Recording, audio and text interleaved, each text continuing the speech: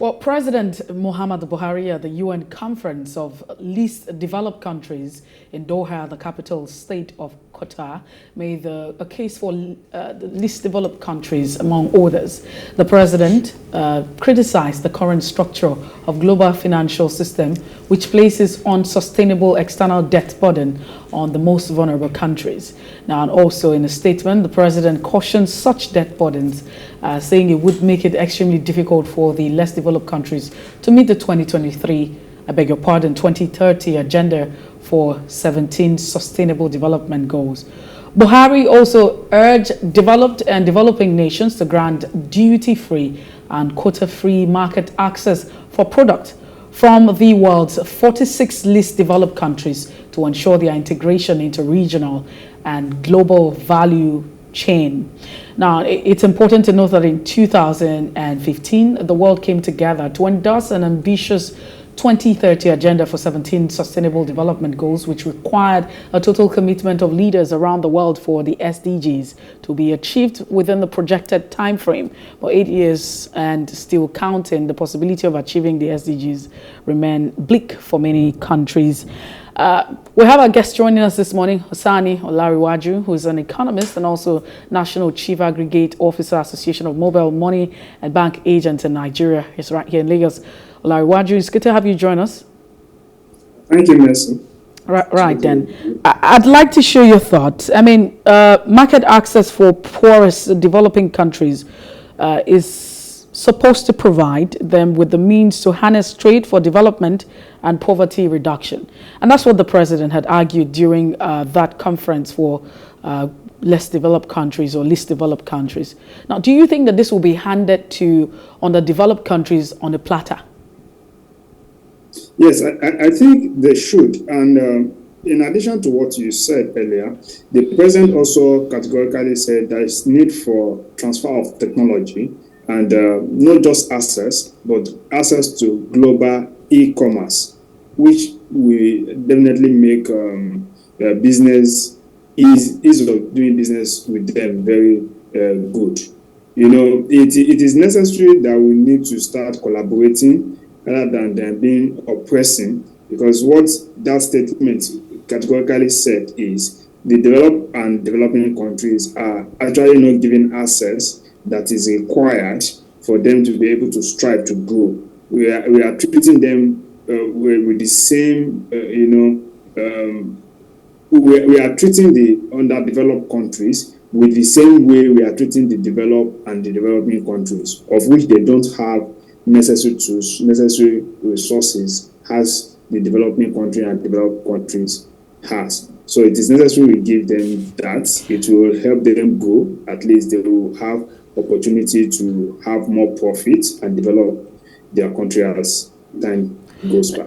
No, but the question I ask is, do you think that that will be handed to underdeveloped countries? 46 of them on the list. Nigeria is part of them. You want to go on with the list: Angola, Tanzania, Rwanda, Afghanistan. The list is, is 46, so we can't mention them. But my question is, will this access be handed to them, on a platter, just free of charge?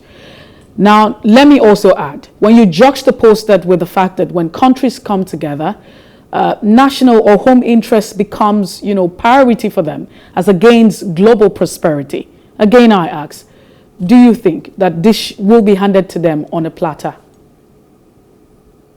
Yes, I think it should and it will, because it is not just about what you are actually bringing on board to say this is what I'm expecting.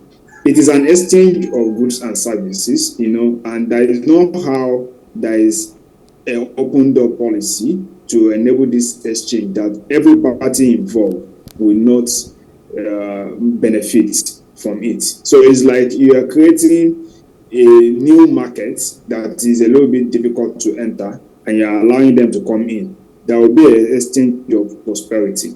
So they should not expect more than that, than exchange of prosperity, and it should be handed over on the platter of gold. I'm not sure that you're understanding or you understand the question that I'm asking. You're saying that there should, and you're giving the reasons why that should be. And I'm telling you, I'm saying that if you look at the policies, trade agreement policies, however, that we have had over time, we're talking about international trade now, and the politics that plays. Everybody, have you ever wondered why, we constantly stay underdeveloped? If you look at the tariff, how much the United States is charging for tariff goods that are coming from underdeveloped countries, and when you juxtapose that with how much you're charging from goods that are coming from Europe, everybody is in the business of global prosperity, but others are treated differently. So again, I ask, do you think that this will be handed over to least developed countries or underdeveloped countries on a platter? So, just like that. We just say, it's fine, we'll open access, everything would be easy, and they're just coming. So the President Muhammad Buhari actually categorically states what the difficulties and the challenges are fighting the existing process, which is existing standard rather, which is the overburden of interest rates for developing or underdeveloped countries. He also fought the issue of the climate change, of which it is this developed countries that are contributing on the large scale to that, and he's saying that we should overlook all this current standard and re-strategize and see how we can also not oppress the developing countries, but see how we can grant access for them to be able to move forward from where they are to where they are expected to be. And the United Nations also he spoke about United Nations and the 17 Sustainable Development Goal, and saying if we continue with this current standard with the World Trade Organization agreement, there is no possibility of achieving these developing Sustainable Development Goals. This is the Sustainable Development Goals was strategized. That was 2015 to meet agenda of 2030.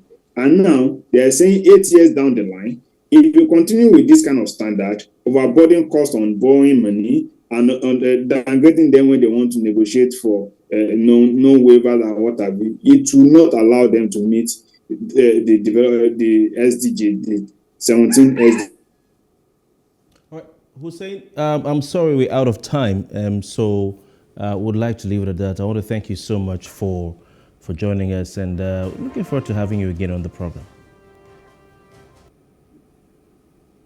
All right, that's the size of our package, and of course I'm sure network ended up interfering with Hussein's submission, but we'll have more time to discuss these issues right here on The Breakfast. It's been a thrill having you join us this morning, and of course we look forward to having you again join us tomorrow. Don't forget, you can follow us on our social media platforms, so PlusTvAfrica on Facebook, Twitter, and Instagram. And we're on YouTube as well, where you can watch our content and even watch us live from anywhere in the world. Second YouTube account is PlusTvAfrica Lifestyle. From all of us here at our studios in Victoria Island, Lagos, my name is Kofi Bartels. Thank you very much for your time. And I am Messi Bokbo. Have a fantastic morning. We'll join the newsroom at 9 o'clock for the news brief. Please stay with us.